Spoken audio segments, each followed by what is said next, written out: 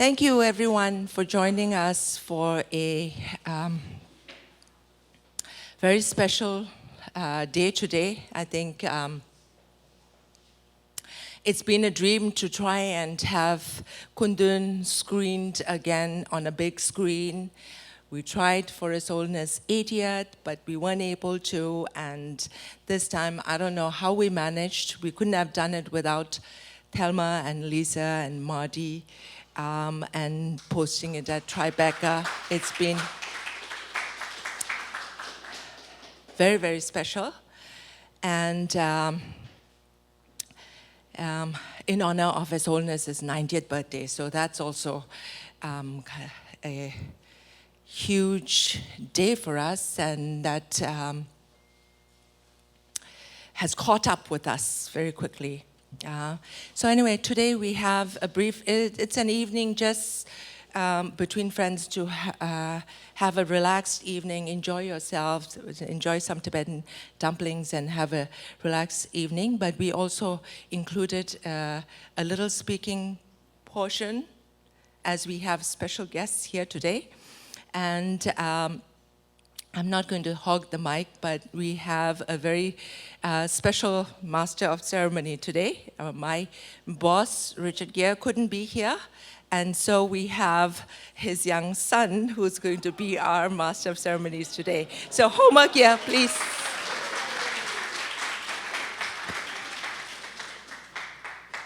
Thank you, Tencho. I'm not much of a public speaker, but I think she wanted some fresh blood in here. So I'm doing it for you. So welcome everybody on behalf of ICT, on behalf of my father and myself, to a very special gathering celebrating the screening of Kundun, Mr. Scorsese's wonderful film, and His Holiness the Dalai Lama's 90th birthday. Due to a scheduling conflict, he could not be here, but he told me to send his best to everyone. And you know, I hadn't seen it before, and I found myself getting very emotional.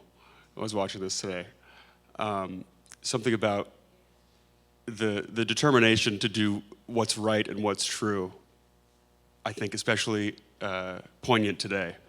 So I think it's very special that we got to see this at this kind of turbulent time in our world. But it's a pleasure today to introduce some very special friends to share some recollections of the making of Kundun. Our first speaker has worked with Mr. Scorsese for over 5 decades. And is the second most nominated editor in Oscar history. Holds the record for most wins. But above all, she has been a friend of Tibet ever since the making of Kundun, and also instrumental in suggesting this special screening at Tribeca in honor of His Holiness's 90th. Thelma, thank you, and we'd love for you to share some words about this beautiful film and some of your experiences.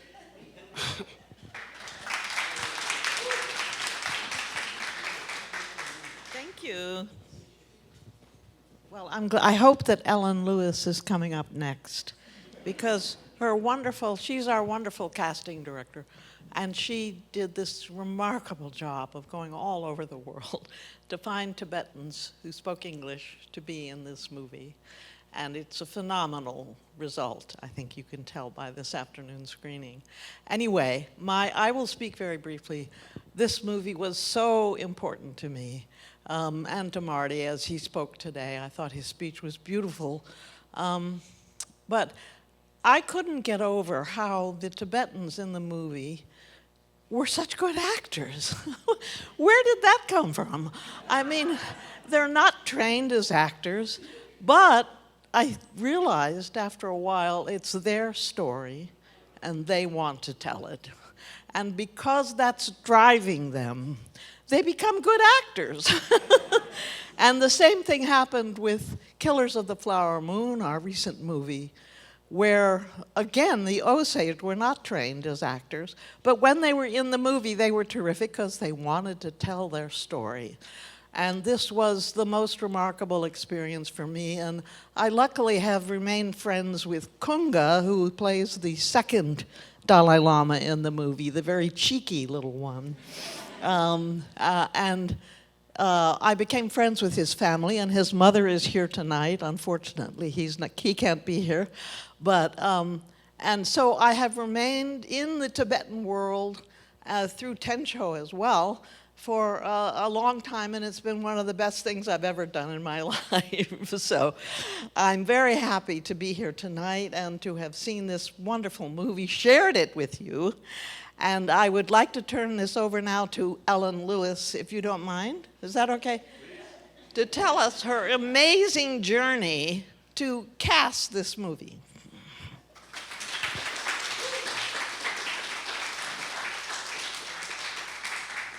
Thank you, Thelma. Okay, I really don't do this. Thelma does this much more than I do.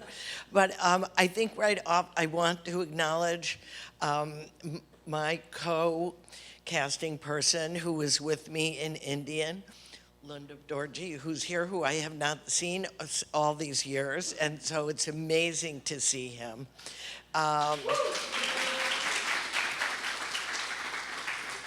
And acknowledge Namla Takla, who was with me also from the beginning. This was very challenging to cast this film. I've been on many journeys with Marty all over the world. I would say that I have always said that Kundun was my most challenging job that I've ever had because, as Thelma said, there is no tradition of acting within the Tibetan culture.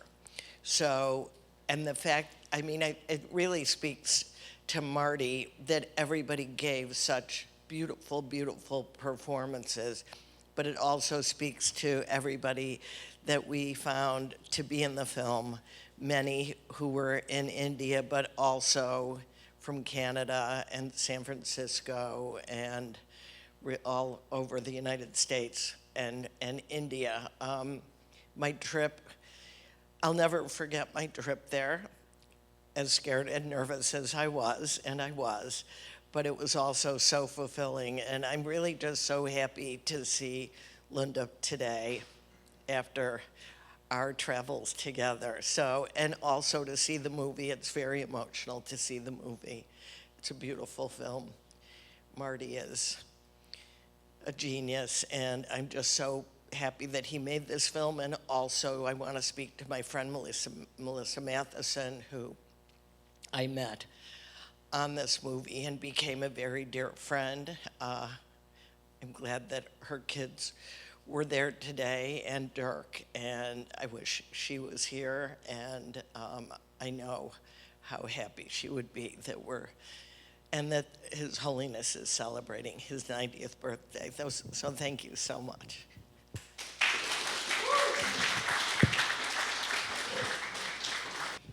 Our third speaker needs no introduction in the Tibetan world.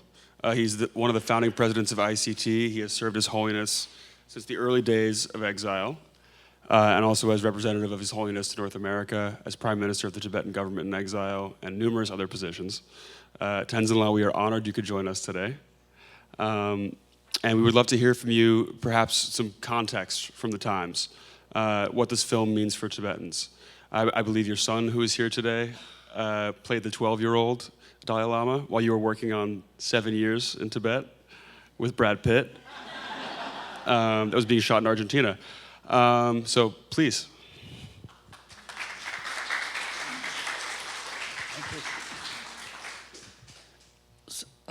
Thank you very much. As you can see, my loyalties are split a little between Kundun and 7 Years in Tibet.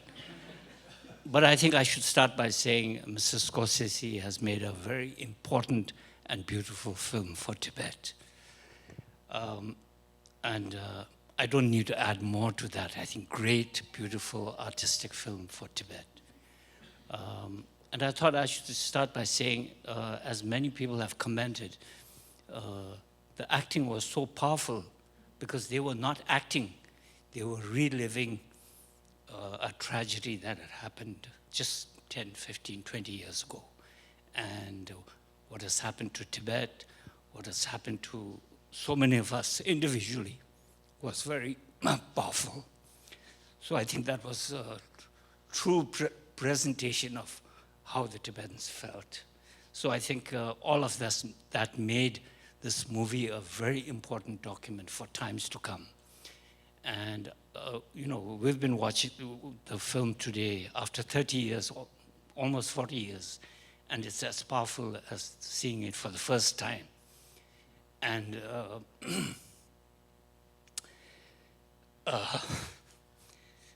many of us were in tears at different scenes. We were in tears in different scenes 40 years ago, and different scenes, because the film keeps speaking and reaching out to us. So it's a very important film for us. And today I think I'm here representing all the Tibetans who performed magnificently in the film. Angela, Yasula, who else is here? Who? Oh yeah, of course. And I shouldn't leave out my own son, who Ellen had a very difficult time finding, because finding a Dalai Lama is not easy. She had gone to Europe, India, the Himalayas, and she didn't find the 12-year-old. And only when she came back to America, she found my son. Actually, we were in Highland, California, another desert, remote place on this planet. And so I'm grateful to everyone. And what else was I going to say? And I thought I'd just share a little bit. When I first heard about the film being made, I heard that Melissa Matheson was doing something. And I'd heard a little bit about her because she'd done the screenplay for E.T. And I thought, oh, that's interesting. And she had an interest in the Dalai Lama's life when she was in college in Berkeley. So I thought, oh, that's an interesting take, and I hope she'll do a good job, because she was able to help us identify with an alien. And so maybe the Dalai Lama will no longer be alien to America. So I was quite happy with that. And then when I heard Mr. Scorsese was doing it, and Philip Glass was going to be involved, I was quite concerned. Some of you may know, I lived in New York from the early 70s, so I had a little sense of New York and Mr. Scorsese's films. And I said, how can somebody who knows about New York, the street life and the rough life, the crime, do a film about a spiritual man and about Tibet, two worlds apart? I was concerned. And then I was not sure about Mr. Philip Glass' music. Again, in the early 70s, because of Mr. Glass' interest in Buddhism, I ended up going to many of his recitals, and they were much too avant-garde for me. I couldn't really get what he was doing, just endlessly banging away on two notes. But when the film came out, I was really pleasantly surprised. Obviously, Mr. Scorsese knows how to make films, and he was able to take on a subject that's totally alien to him and make it understandable, not just for the Tibetans, but to the whole world. I thought it was remarkable. And for the first time, I also understood Philip Glass music. Avant-garde, yes, can speak to me. So the whole experience was extremely inspiring to me, and to be involved personally through my son being the 12-year-old Dalai Lama. It was a personal connection. And finally, I thought I'd share a little story. So my daughter had an opportunity to be in a very critical scene. She was all dressed up and all made and ready to go. And she may be the only woman in America or in the world who refused Mr. Scorsese's entreatment. He asked her to be in a scene, she refused him. Well, she was 6 years old. So she didn't think much of Mrs. Scorsese then, but I'm sure she'll think a whole lot now. Thank you.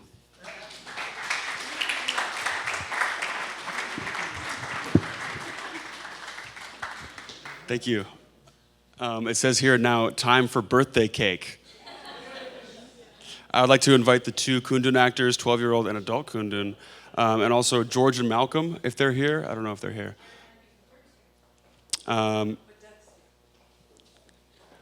But we should have Dirk up.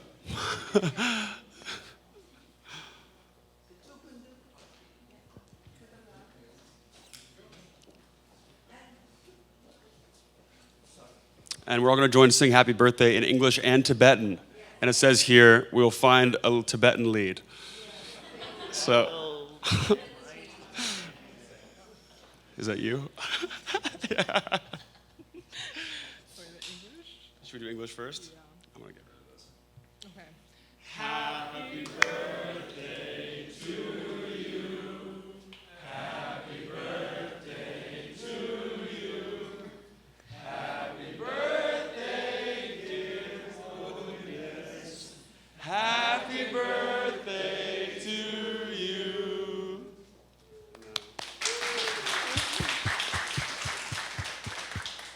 Okay. Come on, you know. Kiki tunga la dashi dele.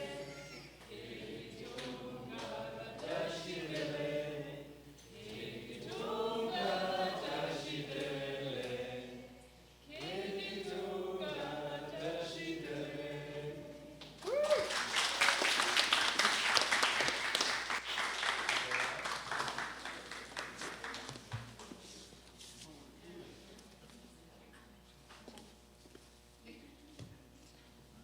Sorry.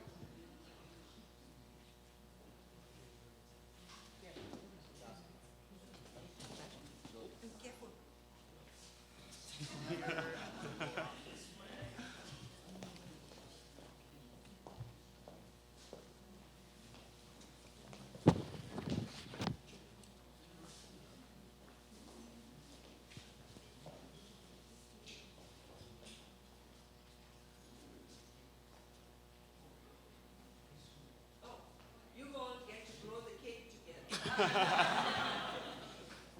Okay, on three. Want that one? Yeah, sure. Okay. I'll do a general kind of. Okay. One, two, three.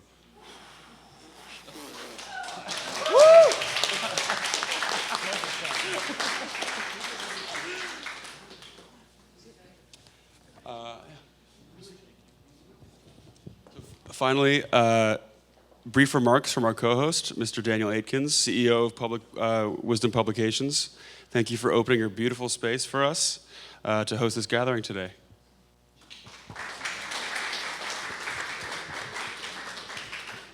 Good evening, everyone. It's nice to see so many new friends here at Wisdom.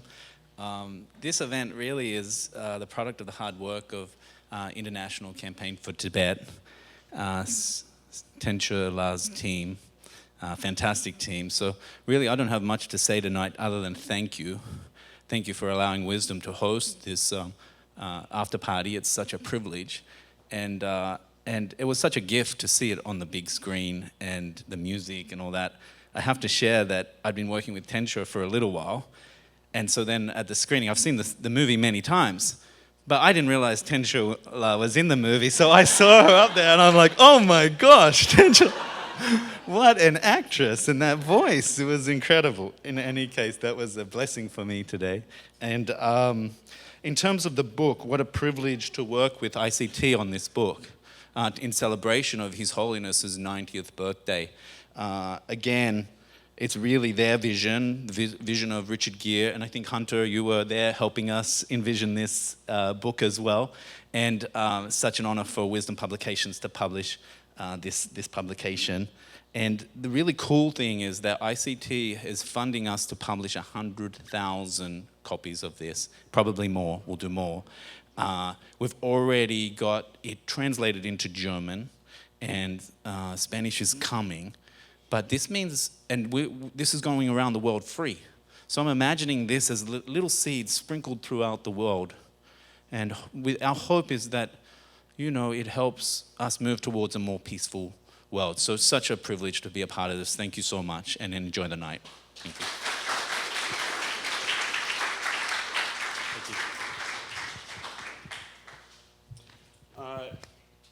Yeah, to that point, the Central Tibetan Administration will be celebrating this year as a year of compassion, a year honoring the Dalai Lama's 90 years of service to humanity and for Tibet. ICT has launched a website and campaign, compassionrising.com. do learn more about it and how you can be a part of it, and talk to anyone from the ICT team here. Thank you all for being here. I'm going to hand the mic to Tencho. She's going to wrap up. Thank you. Thank you, Homa.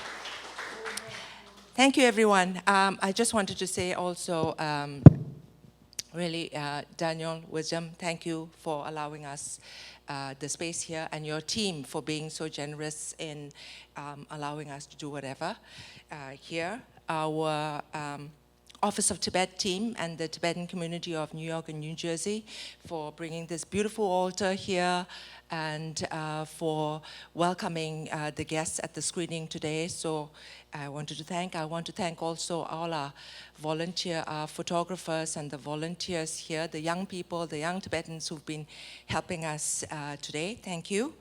Thank you, Thelma and Lisa, Sakilia team, all of you for, and Ellen for joining us now, for making this extra special, for Dirk and Melissa's family for joining us.